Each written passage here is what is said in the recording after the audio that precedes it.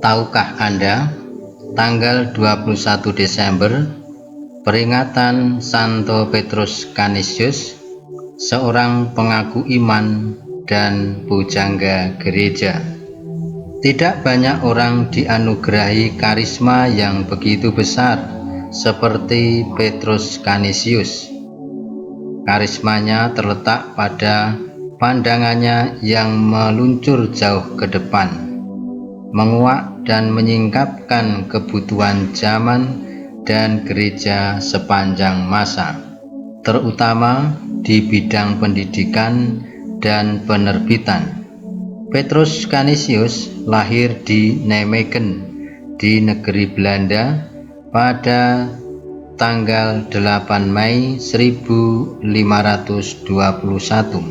Pada waktu itu di Nijmegen merupakan bagian dari Keuskupan Agung Köln yang masih di bawah pengawasan Jerman. Petrus Canisius adalah putra sulung Bapak Yakub Canis, seorang pengasuh putra-putri bangsawan Lorraine dan wali kota Nijmegen. Karena kecerdasan otaknya, maka sudah sejak umur 15 tahun, Petrus Canisius sudah belajar di Universitas Köln. Pada umur 19 tahun, ia masuk Serikat Yesus.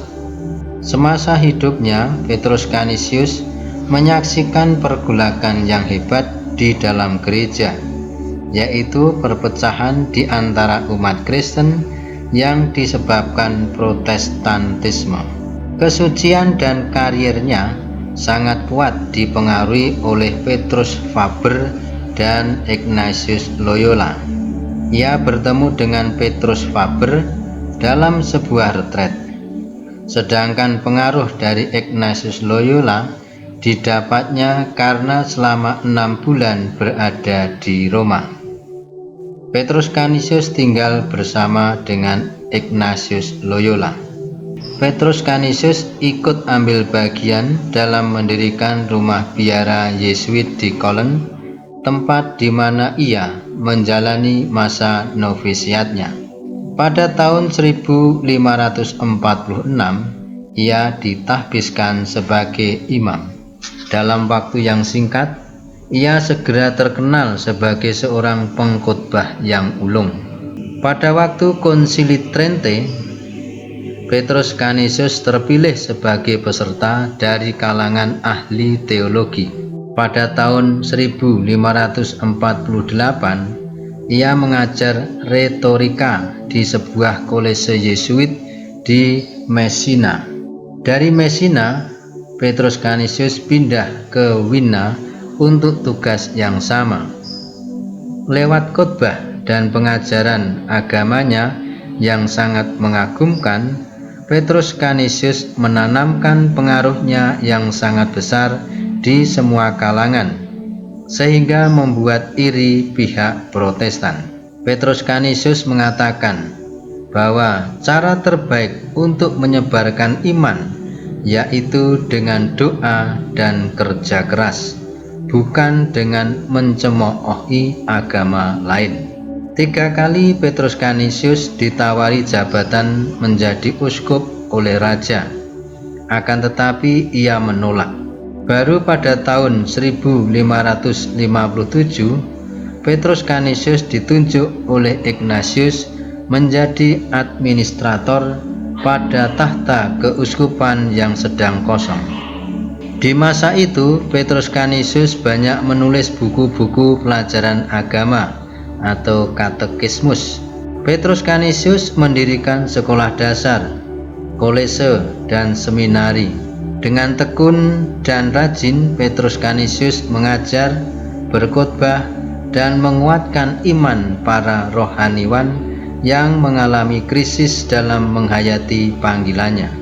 Petrus Canisius mempunyai keyakinan bahwa berkarya di tanah airnya sendiri tidak kalah dengan bertugas sebagai misionaris di tanah asing.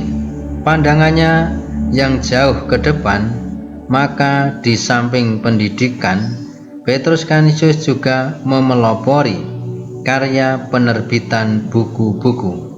Petrus Canisius meninggal dunia pada tanggal 21 Desember 1597 dalam usia 78 tahun ketika Petrus Canisius sedang bertugas di Fribourg, Switzerland.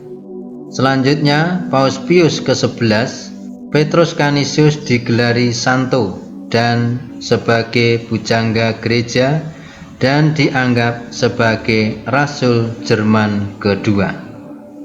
Marilah kita berdoa. Dalam nama Bapa dan Putera dan Roh Kudus. Amin.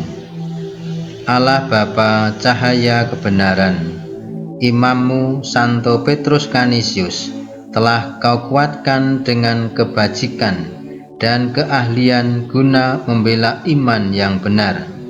Semoga berkat doa permohonannya, para pencari kebenaran dapat berjumpa dengan Dikau dengan hati gembira dan setia kepadamu. Demi Yesus Kristus Putramu dan pengantara kami, kini dan sepanjang masa. Amin. Bapa kami yang ada di surga, dimuliakanlah namamu, datanglah kerajaanmu, jadilah kehendak-Mu di atas bumi seperti di dalam surga. Berilah kami rezeki pada hari ini, dan ampunilah kesalahan kami, seperti kami pun mengampuni yang bersalah kepada kami. Dan janganlah masukkan kami ke dalam pencobaan, tetapi bebaskanlah kami dari yang jahat. Amin. Dalam nama Bapa dan Putera dan Roh Kudus. Amin. Tuhan memberkati.